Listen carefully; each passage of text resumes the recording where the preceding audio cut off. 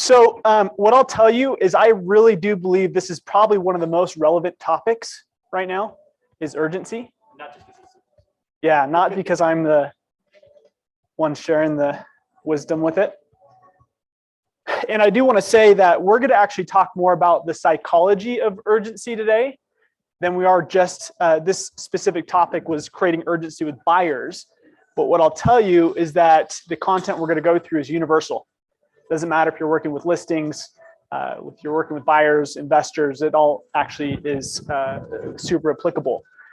And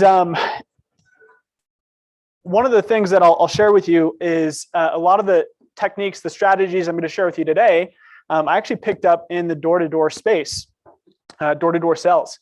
One of the things that we had to learn how to do was knock on somebody's door, random stranger, and within 15 minutes, ask for their social security number and their credit card information. Okay, so you can realize that there has to be an immense amount of urgency built before you get to that timeline. Okay, what I'll tell you is that it's the exact same with helping facilitate a decision when it comes to buying real estate or putting your home on the market, somebody listing their home. So we're going to go through those specific topics today. These are the main ideas that we're going to cover. So we're going to talk about perspective, the philosophy of creating urgency. We're going to talk about how to be the expert for your clients. Creating a best buy list, using this as a specific tool or resource to creating urgency in this market. How to facilitate decision making. How do you find it for them to make the process easier? And then we'll get through the bottom line, some of the key tips and tricks that you can take out of this. Sound good? Yeah. So feel free to throw out any questions that come up or any thoughts, ideas. We'll pass the mic around so we can have the audio recorded. But first, let's just dive into perspective. So the first thing that we need to get clear about are what are the specific challenges that we have in this market when it comes to urgency? What are some of the challenges that we face in this market? Let's talk about, like, right now, what are you feeling? Yeah. Interest rates? Okay. What else? Is now the right time to buy? Yeah. How long have we been hearing that story for? Since 2008, all right? Matt? I hear a lot of things.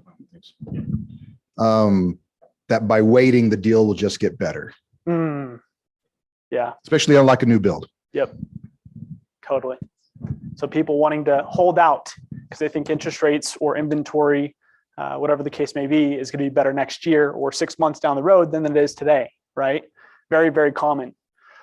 You know, one of the challenges that I'll share with you is who you are letting advise your clients right now. Where are they usually getting their information from? KSL, NBC, Fox, right? A bunch of different news outlets. And what is the main emotion that the news outlets or media likes to utilize to keep people engaged, to keep them coming back? Fear. Fear, right? Fear. That is it, right? So you have to have a strategy yourself around combating that, knowing that that is a part of, even if they don't share it with you, they have some fear that's holding them back from moving forward. You need to help your clients navigate that. So we're going to talk about some specific strategies around that. But you need to understand, again, that is their driving emotion. And there are three things that happen when people are in a fear state. What is it? It's the 3 F's. We fight, flight, or what? Freeze. How many of you have had buyers freeze up in this market? Anybody? Or what about sellers? I'm going to hold off, going back to Matt's piece, right? So you have to be aware of that and know that there's this intrinsic, code that's built into our DNA. It's called loss aversion. Does anybody know what that is? What is loss aversion? We're more motivated by what we could lose out versus what we would gain. Yeah. People are more motivated to avoid loss than they are to get a gain. You have to be aware of that. Similar to avoiding pressure, more likely than getting or avoiding pain than Than gaining pleasure. Totally. Yep. Yep.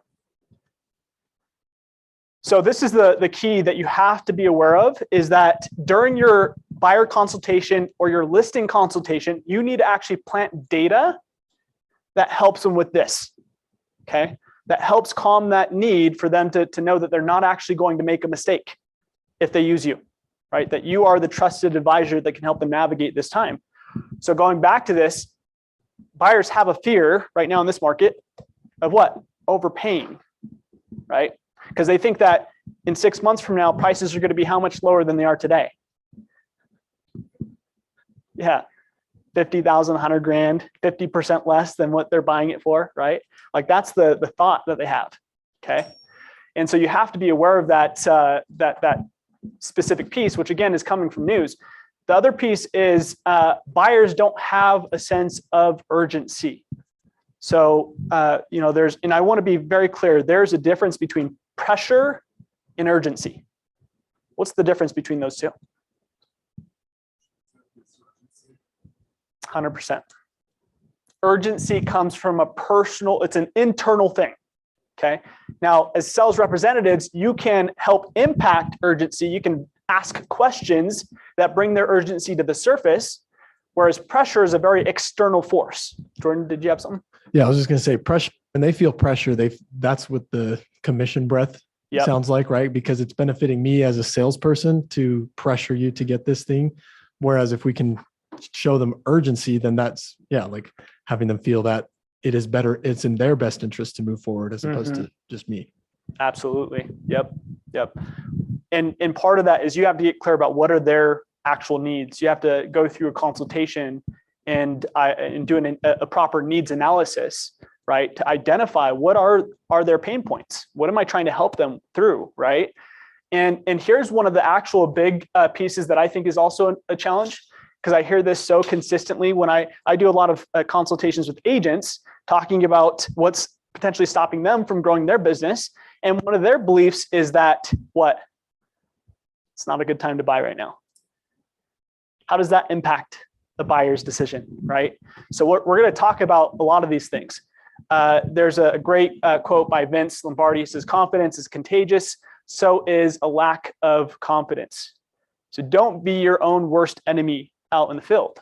You have to be empowering yourself with the right data, the right understanding of what's happening in the market to be able to confidently tell your clients it is the best time to buy.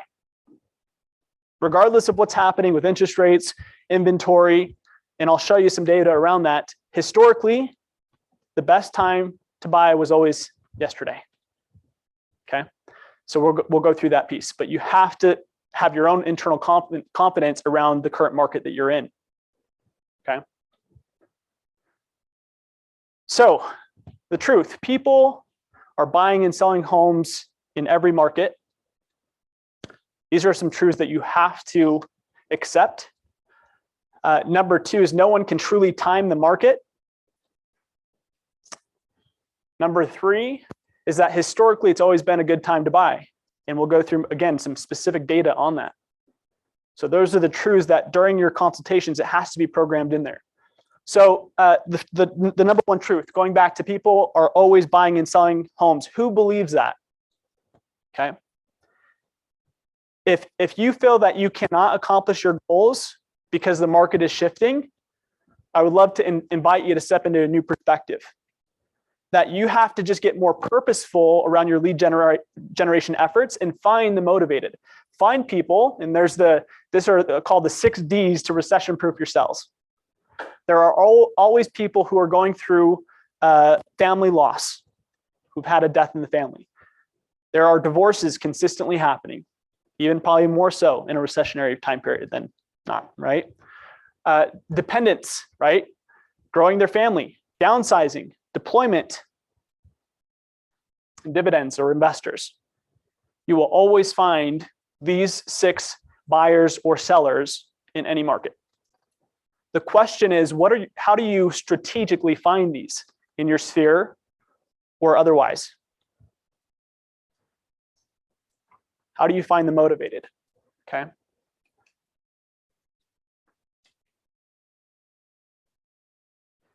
And when finding the motivated, one of the things that you have to do is you have to position yourself as the expert. More important than now, compared to any time we've had in the last 5 years, it is so important for you to be the expert around the economy and the local real estate market for your clients. Okay. So this is one of the solutions, is you becoming the trusted advisor for your clients. Part of that process is really understanding what their needs and motivations are. Okay.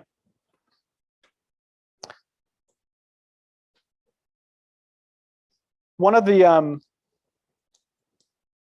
going to show this video.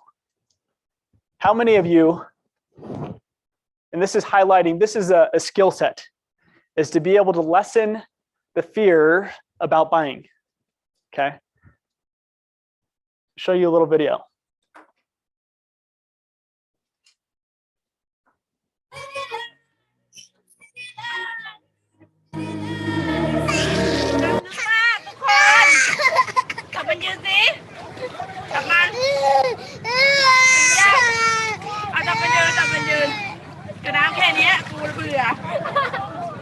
Okay. Many of your fears and your clients' fears are not actually based in reality. Barbara's like, that's me. Yeah, that's totally me.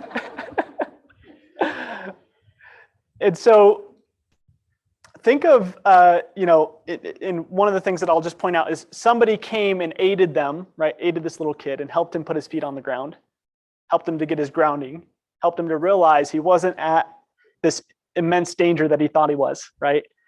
How can we do the same thing for our clients? That's the big question. So we're going to go through a few of those specific strategies, and it's all about you being the expert in their purchase or listing process. So before we dive into these strategies, I want to get some feedback. What are some ways that you position yourself as an expert to your clients? Becca.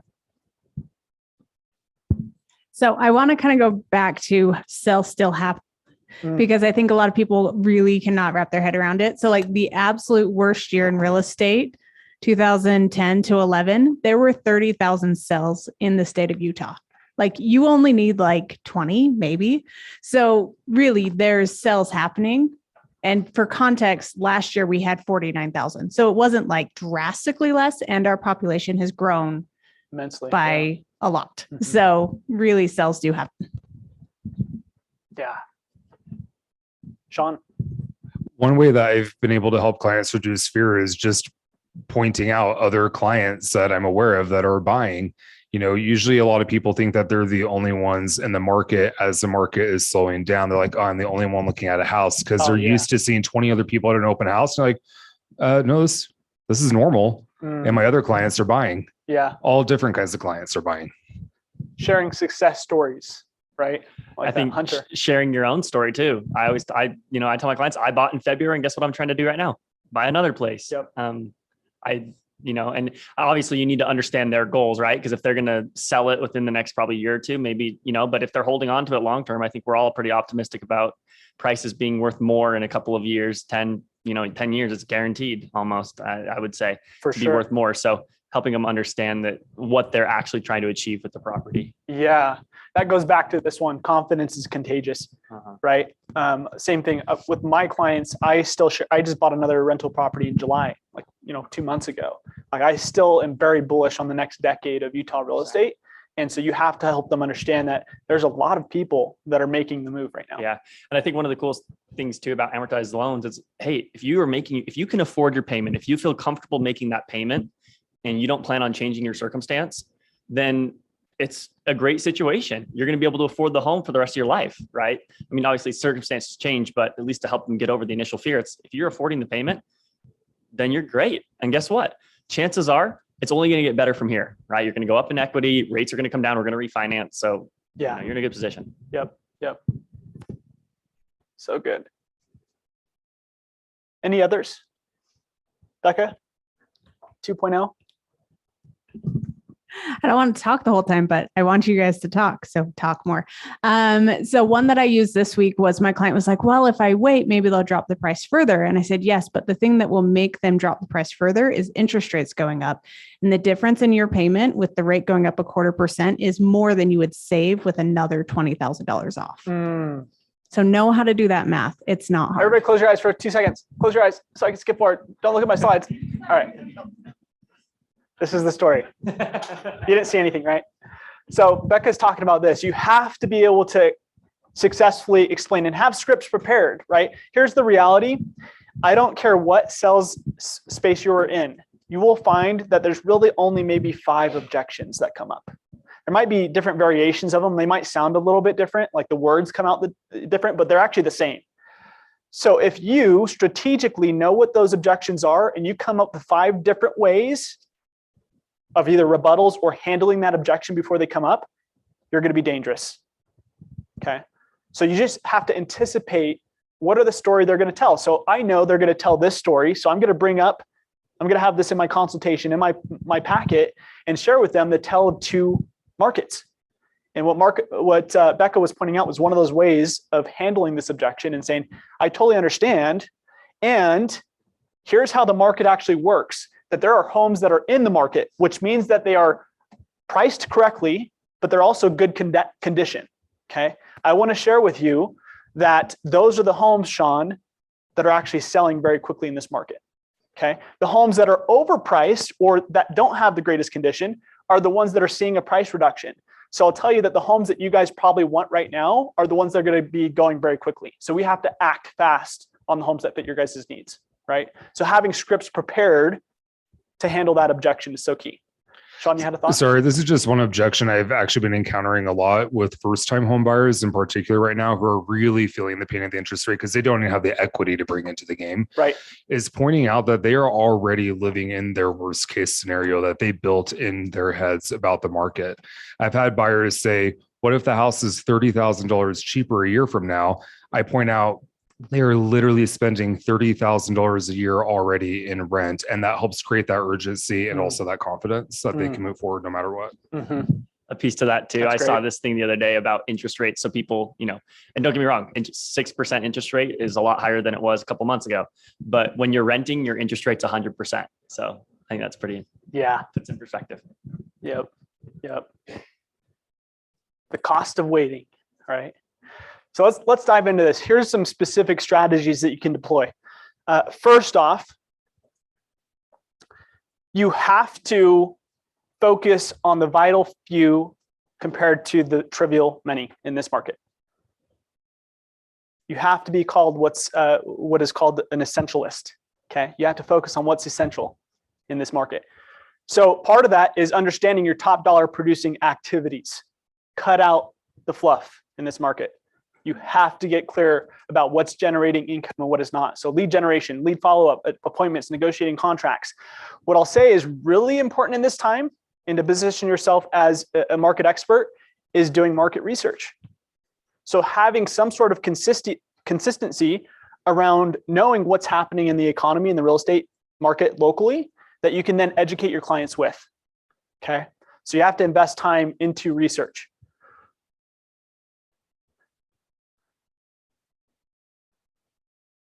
Here's the question. How do you become, or what is the key to helping a client feel confident about moving forward in a shifting market? Okay, that's what you want to write down for yourself is what do I need to share with my clients to help them feel confident in moving forward? And I put this slide up for Dean specifically because you guys, I just knew that this was probably something he would share and I just did it ahead of time. So here's an idea. In God we trust, all others must bring data. Okay. What data are you bringing to the table to help your confidence feel confident, or your clients feel confident? Okay, so we're going to go through that. One of the strategies that you need to deploy is by sharing relevant data in the industry as well as just the economy as a whole. Okay, so I'm going to show you some exact ways that I've done this, and then also share with you some specific data points you should be showing to your clients. So give your clients a mini market update. Do this through social media, do this through email, do this through text, do this in your listing presentations, do this in your buyer consultations. Anytime that you have the opportunity to engage with clients, give them a mini market update. So these are different news segments. Again, one of the things that you're up against is fake news, right? Where clients are getting a bunch of fear-driven news that's causing them to freeze up. You have to be able to share valuable and data points that do the opposite, okay? So here are some examples of different news highlights. I'm gonna read these. So Utah ranks high on the list of best states to live in. Despite mortgage rates, you should buy a house right now. This just came out September 10th, okay? A couple days ago. 5 Utah cities ranked in the top 10 for best performing cities in America. Utah housing supply and demand, helping educate them on where we're at historically when it comes to the supply that we have, right? We're still historically low. This specific graph does end at 2015, but I have another graph that I'll show you that just shows how much inventory we had in 2008 compared to now, and it's a big difference, okay? So, but here's an example of very, very simple text message that you can send out to clients where I'll just copy that specific article and I'll just shoot it to clients in the text. Say, hey, here's a cool article that just came out about Utah's real estate market. This one specifically says the 10 most stable housing markets in the United States. It was an article written by Inman News 2 weeks ago. And Utah was labeled as the most stable housing market in America. So for the clients who have this perception of, hey, a potential crash is coming, I want to empower them with the right, accurate data. That even if that does take place, Utah is really, to some extent, in a different bubble compared to other markets, right? So we have a lot of factors that are protecting our market. Can prices correct? Absolutely. But we'll show some cool data points that will help them feel confident moving forward. So ask yourself, how are you dispersing this kind of information to your clients on a consistent basis? Do you have an email newsletter where you're sharing these articles? Are you texting them out? Are you having the conversation saying, hey, I just actually saw this article that talked about XYZ. Don't be the source, reference something else. Okay, so that it's not coming from you. It's coming from Inman News or Fortune Magazine or whoever it might be. Okay, so use those as a valuable weapon in your playbook. Here are some other places that you can collect data from. Bureau of Economic Analysis, Bureau of Labor Statistics, Freddie Mac, Office of Federal Housing and Enterprise Oversight. You'll get these slides, so you'll have those website links directly, so you'll be able to tap into those. But that's a great place to pull data from and be able to share that directly with your clients.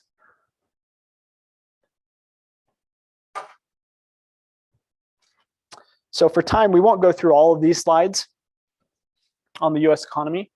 But these are slides that I will pull up during my listing consultation as well as my buyer consultation. And so I'll actually go through these different data points and just educate my clients on what's really taking place. So who has supported a first-time home buyer in the past? Or has first-time home buyers they're working with currently? Okay. So when it's your first rodeo, there's a little bit more fear involved in the process. Would you agree with that? So you have to have a process of really giving them, empowering them to make an educated decision, right? One of the things that we have to be aware of right now is inflation, okay? We just had another CPI reading come out, which is the Consumer Pricing Index. Does anybody know what it came out at? 8.3. What was it projected to come out at? 8.1. Okay. Now what the CPI reading means is if you put all the consumer goods that people buy on an annual basis into a shopping cart, okay? So gas they have to purchase, food, shopping, all of those things into a cart. How much is that price of goods inflating or going up in cost over a 12-month basis? Okay. Now that number, I've heard it called the CP lie as well, because it's not truly accurate. They don't put the cost of housing in that basket for some reason, which is like the cost everybody has to have, right? So they specifically put certain things in that basket, but we have to educate clients on how inflation impacts the real estate market and how real estate is actually the best hedge against inflation. I mean, it's actually the greatest protector of wealth during an inflationary time. Okay, why is that?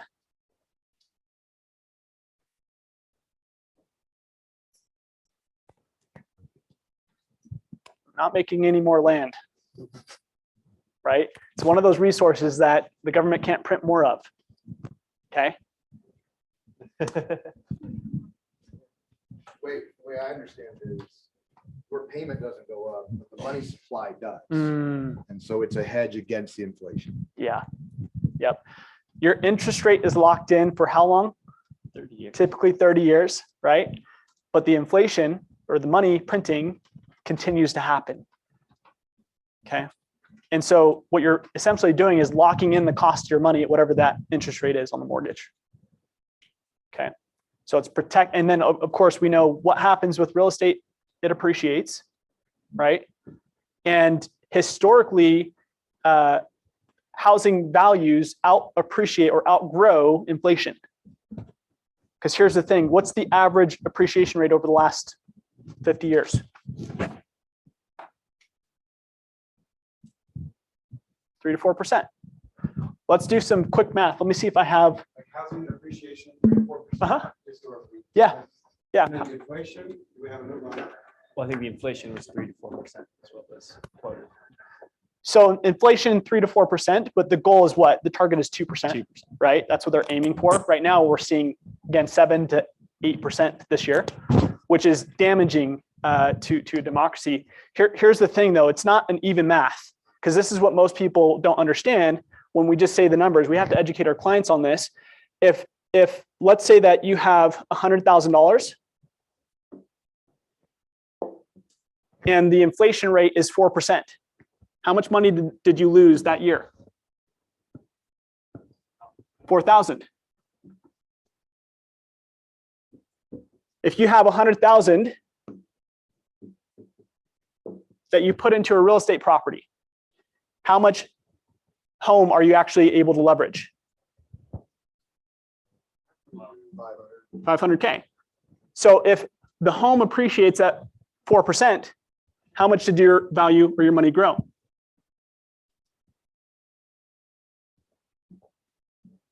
$20? Okay. What's the difference between the two?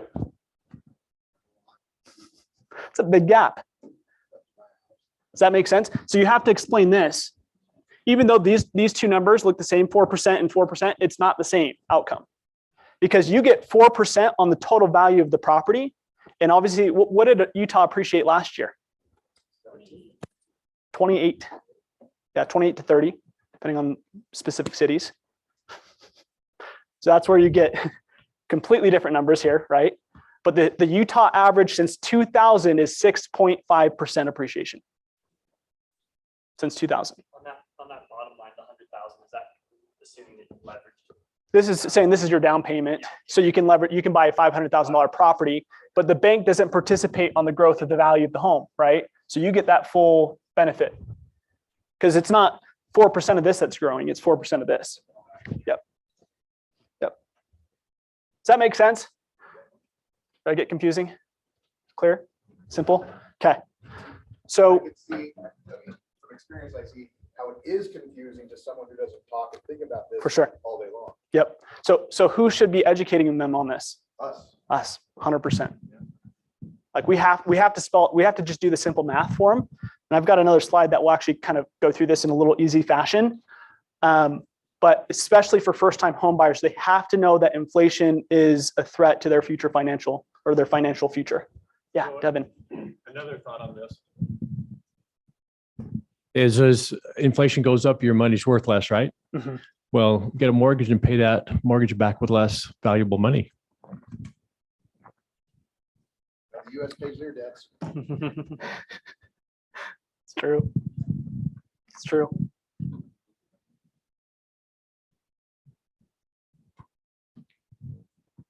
What's another thing that inflates? If you're a first-time home buyer, rent, right? When has rent ever gone down and stayed down? Never.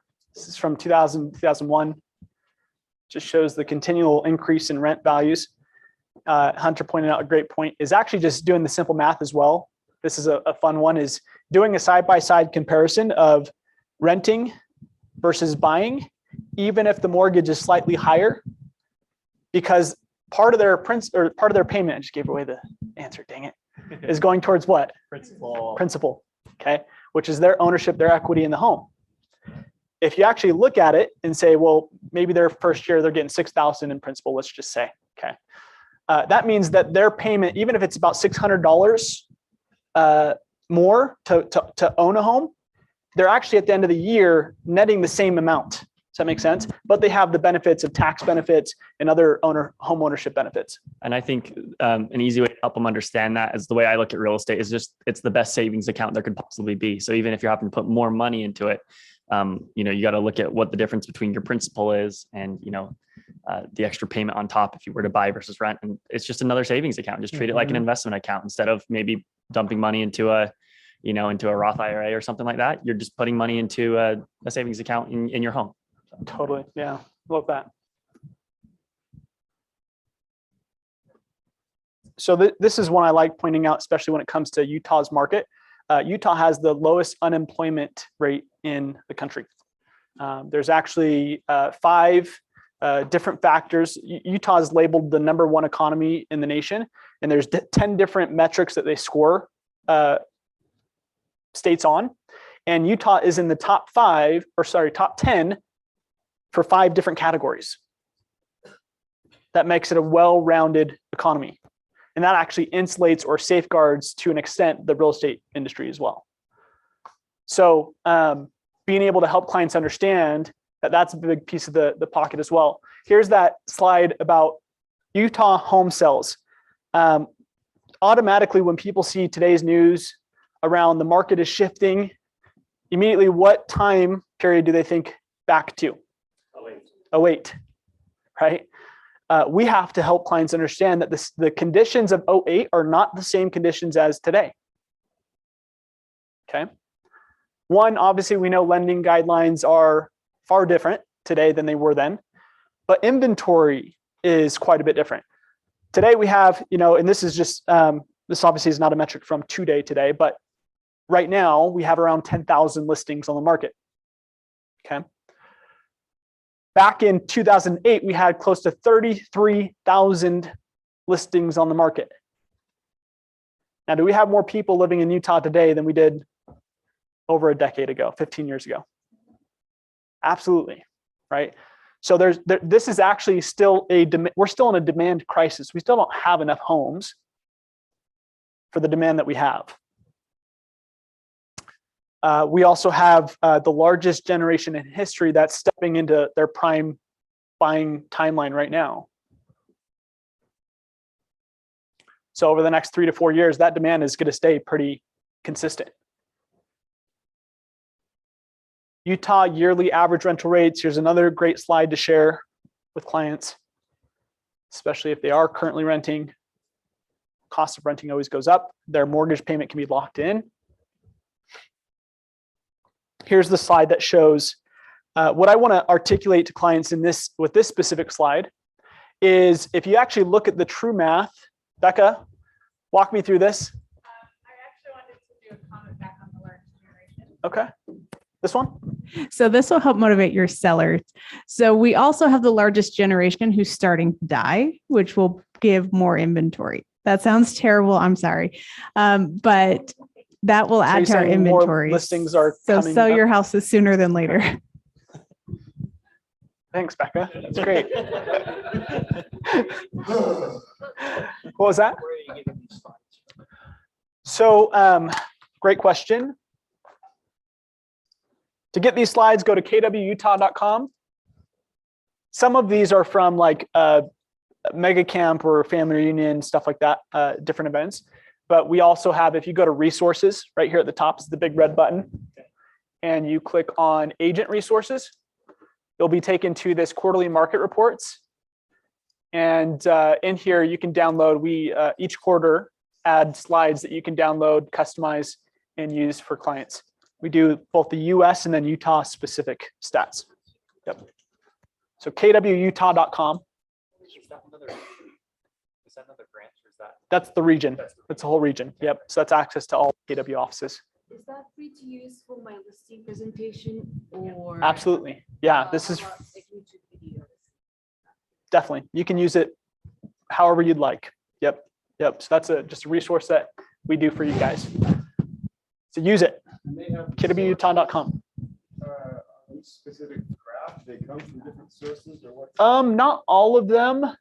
Gordon is the one that puts all of these together, and he works closely with Johnny to get this data.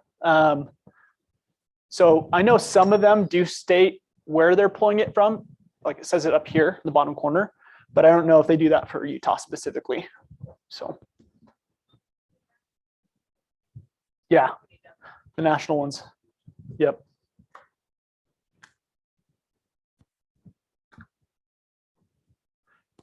And then this data, this kind of stuff, you just want to go subscribe to different real estate or news outlets that are going to be posting this kind of stuff. So Inman is a really easy and good one, where I have them sending it to my email, and every Saturday I'll go breeze through some of those and see if there's any good articles to save and utilize with clients.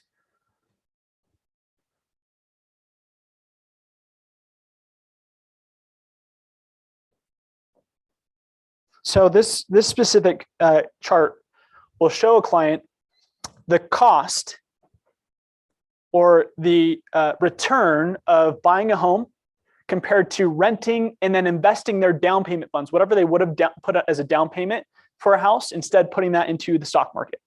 Okay. And then if they were to rent and invest just 10% of that down payment, because they don't want to use all of those funds. So there's a few different options here, but it shows historically from 2012 to 2021, what their difference would have been on the ROI of those three different options. Pretty big gap. Okay.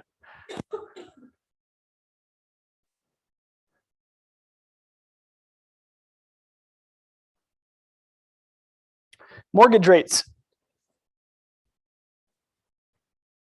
So we have to give them perspective, because too often people see interest rates right now and what do they think? At 6%, sky high, right? I had my mentor who forced me to buy my first investment property in 2016. I had this idea as well. I was like, I'm waiting until the market crashes and I'm going to buy a bunch of real estate. I'm going to just save my money until it crashes. Thinking it was like a 2017, like it was coming, right? And he's like, let me just show you why that's not the smart, like this kind of conversation we're having today is what he helped me with. But one of the things that he shared is when he bought his first primary residence, he was paying close to 18% for his interest rate. Wild. The average interest rate back in 82 was 16.63%. Yeah. I have a, trying to get past this, because I've talked to clients about this, and we get into not a debate, but back in 82, yeah, it was at 16.63%, but house prices were a lot lower back then. So was income. Yeah. So there's another. That's what I come across, and so totally, yeah, I can appreciate that. I totally understand. And there's another slide. I didn't put it on here, but it is in the Q2 slides. That's called the affordability index.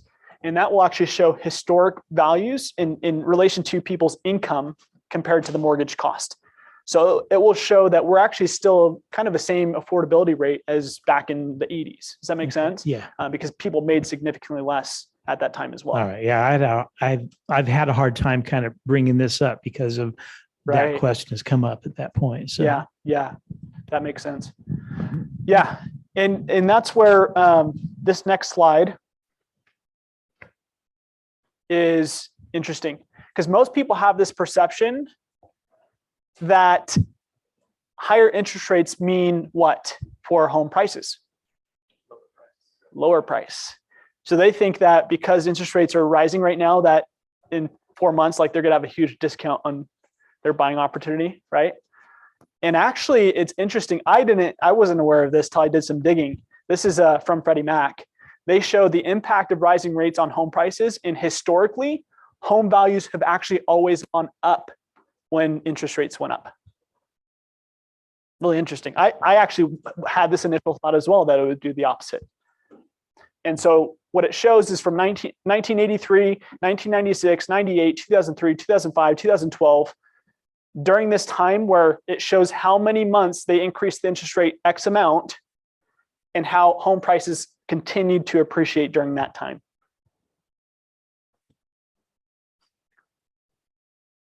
So here's the last piece that I want to share on being an expert.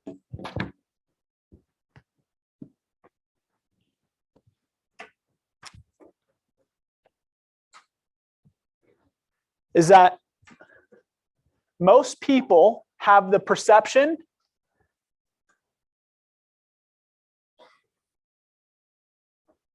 that this is the real estate market. And they think that they can time it, that they're gonna sell here and buy here. Is that right? So what you have to do is bring them into reality. They are putting themselves in a box, okay, that doesn't actually exist, because this is the real trend of real estate. If you look back at the time when real estate market crashed back in the 80s, what does it look like on this chart? Can't even see it, right? So this is where you have to be able to educate clients and help them understand it is always a great time to buy based on what their ultimate goal is. If I have a client that's going to try and flip a home, probably not the best time, right? But if a client's going to stay there for 5 years, historically, it is a great time for them to buy. Like, you have to build that confidence into your process, and showing them a very simple graph that shows from the 60s, for the last 50 years since they started tracking this, home values have always gone up. And Becca already mentioned, why is that? What's the intrinsic reason for home appreciation?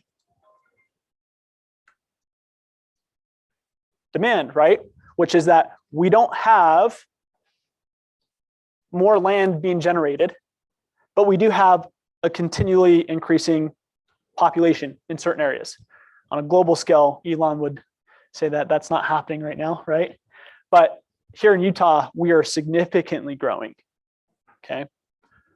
So show them that the median sales prices of homes sold for the US has continually climbed. So last question I want to leave you with on this specific piece.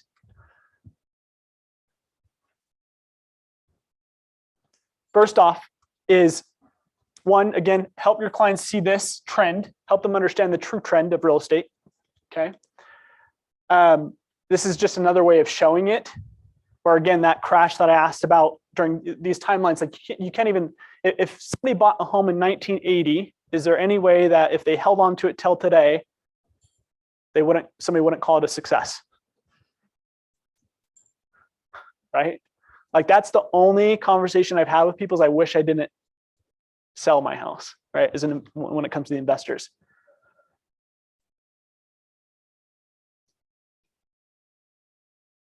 And here's a good one.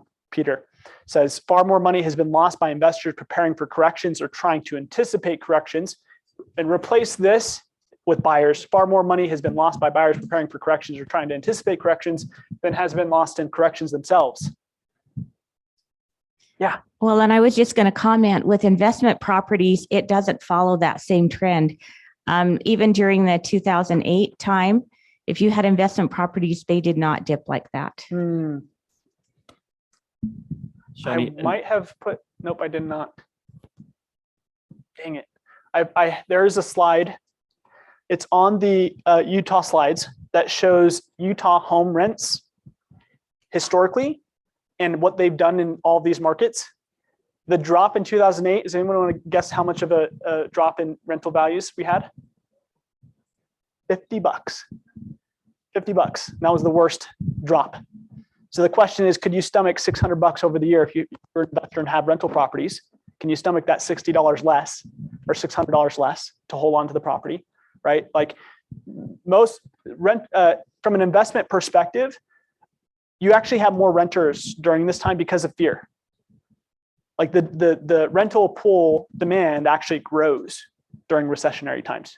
People will sell their house and say, I'm going to wait till the market kind of chills out, right? So that is a good point to point out. Thank you for pointing that out. Shani, just on that slide, I was just going to say, one of my favorite things that Warren Buffett has said is that he has actually lost more money for Berkshire Hathaway by not investing in some projects that he knew were good projects than he has actually made them money, which I thought was really interesting. So he saw opportunities earlier on in his career that he, wasn't fully committed to when he thinks he should have. Anyway, and so I just think it puts in perspective. He's lost more money for them, he thinks, than he's made them money because he didn't take the opportunity to invest. Yeah, he says to be greedy when people are fearful and fearful when people are greedy. So during this fear-driven market, like it's a really good time, especially if you're working with investors, to help them find valuable assets during this time. Okay. So the two questions though I want you to write down and just, you need to have a solution for this, is what tools do you use to communicate your knowledge of the economy and local market to your clients? You need to answer that for yourself. What tools do you use to communicate your knowledge of the economy and local market to your clients? Okay, you need to have that figured out. And then number two is, do you have a habit of presenting data that aid your clients in the decision-making process? Is that a habit for you? Highly encourage it. So let's get into another strategy. So that was become an expert. Now we're going to talk about creating a best buy list. This is actually a very simple tool. So this might be an answer to that first question that we just talked about. And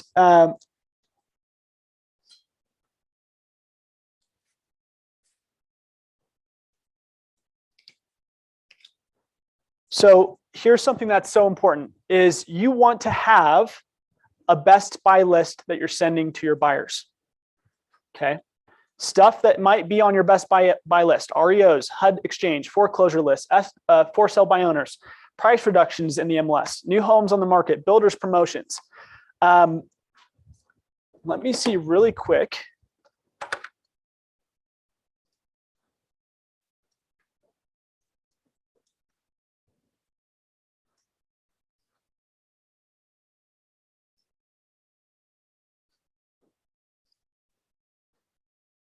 I'm going to show you a very easy way to do this.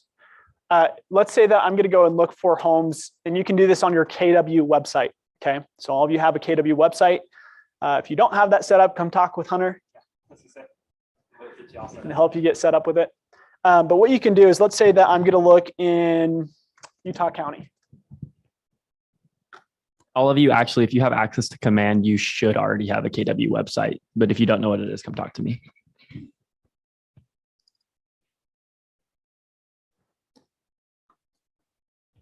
So when I'm in this view, what I can do, stop for a sec, is I can go ahead and hit draw. And let's say I'm going to do Utah, whatever your territory is, whatever you mainly cover. So I'm going to select that area, and I'm going to put in my, I'm going to say, I want to find all of the homes that have had a price reduction in the last 7 days. And what I can do is I can actually copy this link and send it to clients, and it will save that search criteria. I can actually put this in an email newsletter have a picture that says recent price reductions. Hyperlink it to this link, and they'll be drawn right to your website, and they'll see homes that all had price reductions. So in 10 seconds, you can set something like that up. Okay, very simple. Or you can do homes under 500,000 or homes over $1 million. Like you can do whatever kind of search criteria you want and have your clients be able to look at that consistently. But the focus of having one of these Best Buy lists is that it is the ultimate MOFR. What is a MOFR? We talked about this. Make an offer for immediate response. So this is a key to finding the motivated. So if we go back to this slide, is presenting some of the best options out there for clients that are buying right now. Okay. One that's really good is builders promotions. I saw some of you guys post it recently, right? Where it talked about Edge is in the house, right? What are there any current offers you guys are doing? 3%. Yeah. What is it, Dave? The 3% off the purchase price that the buyers can use towards closing costs or buying down interest rates. We were the first ones, by the way, just letting you guys know. And then 3%, as always, to you guys. So as far as the BAC goes. Why are you saying that you're the first ones? So there's other people doing it now? I don't think so. I think we're the only ones, actually. Yeah. I'm going to make a shirt that says, I was telling you guys this yesterday, that you should have bought Edge. I'm going to make a shirt and hand it out to all you guys. Do your clients know they can get 3% off the purchase price? That's crazy.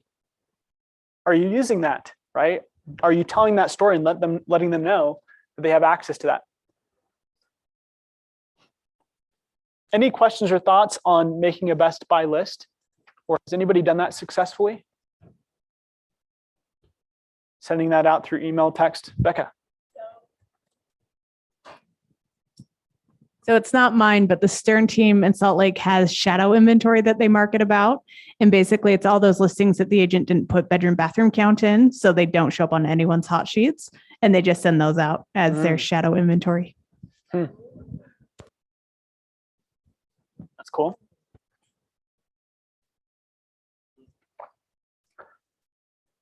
Find it for them.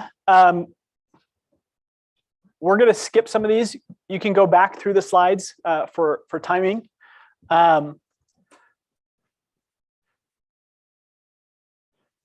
One strategy, who uses the KW client-facing app? Anybody? Oh, okay. Use it personally. I've used it in the past. So one of the cool things that I'll do when I help a client start the home buying process is I'll set them up with my app, which I'm just texting it to them. What happens is every home that they click on, it's tracking it. If I had time, I'd pull up my command. It's tracking it on command, showing me every single house that they clicked on. And then when they create folders, so they say, this is our next home or our dream homes, right? Or whatever it may be, it's showing me that they're putting that in a folder.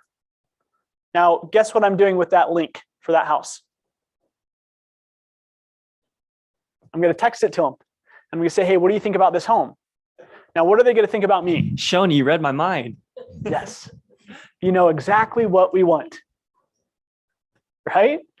So does Facebook not do this to you guys every day? You search on Amazon or Google or something, and then or we now just talk about it out loud. Or you say it. Yeah. They're listening.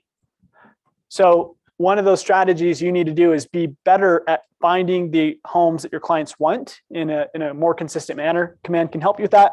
I know, come sit with Hunter and he can help you understand how to use that tool. Lastly is facilitating the decision-making process. What do you want for dinner? Who's ever asked that question? What's the typical answer? Right? So just know that is human nature. Something called decision fatigue. People don't like making decisions. They make enough decisions throughout the day. What clothes to wear, what shoes to put on. If you're at Jordan, what kind of car you want to drive that day, which one you want to pull out of the garage, right? But here's a very simple tool you can use, a strategy called features, benefits, tie downs. Okay. So of course you want to point out features in the home, but then you have to actually tie it to a benefit for them specifically. Okay. You have to know what's important to them, but translate these features into benefits that impact their emotions in a positive way. Okay. So I might say, Hunter, it is not fun being tired and groggy halfway through the day, but I've got this monster, right? That will help kick you into gear, give you energy, and really help you to accomplish your goals throughout the rest of the day. Will you pay $5 for it, right? Absolutely. And he says all day long. Okay. So it's not just that the feature is you can get an energy drink in a can for $3 or whatever it may be. It's the effect or the side benefits that come with it that you need to articulate to clients.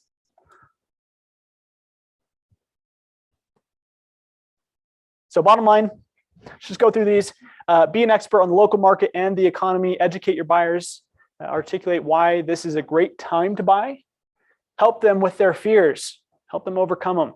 Create a best buy list. Show them houses that meet their needs and wants, and then facilitate a decision to buy a house. You can go back through these specific techniques of doing that, helping with that process. But let's go ahead and get a couple ahas before we wrap up today.